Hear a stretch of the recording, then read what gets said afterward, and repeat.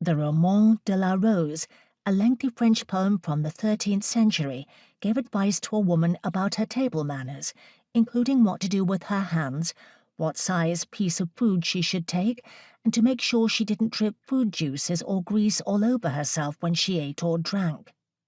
She ought also to behave properly at table.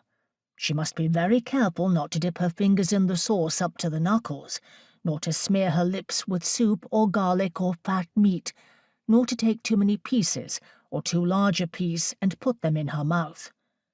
She must hold the morsel with the tips of her fingers and dip it into the sauce, whether it be thick, thin, or clear, then convey the mouthful with care so that no drop of soup or sauce or pepper falls onto her chest.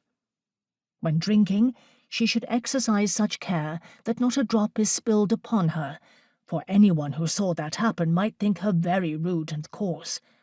And she must be sure never to touch her goblet when there is anything in her mouth.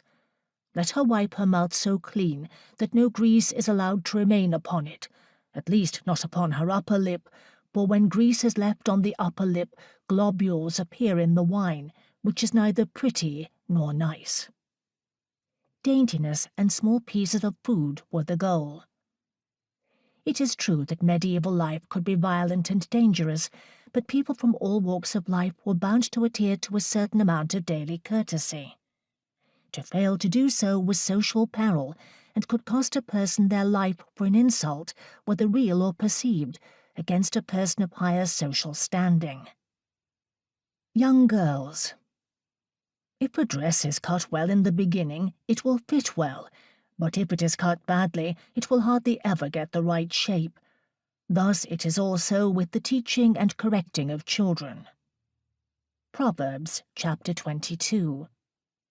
An unmarried girl's behavior was the subject of many writers.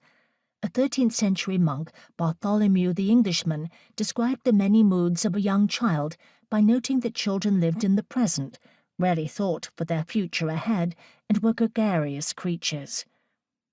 Children often have bad habits and think only of the present, ignoring the future. They cry and weep more over the loss of an apple than over the loss of an inheritance. They desire everything they see and call and reach for it. Suddenly they laugh, suddenly they weep, and are continuously yelling, chattering, and laughing. Bartholomew the Englishman.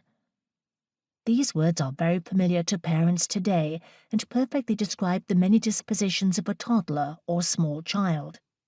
Modesty and proper manners made for a better future marriage, so parents and tutors did the best they could to instruct their young wards.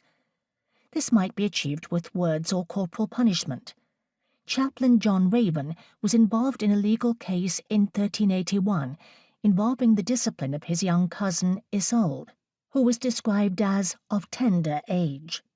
Apparently the young girl wanted to play with boys, which wasn't the issue itself, but that the boys were not of a suitable rank to be her companions.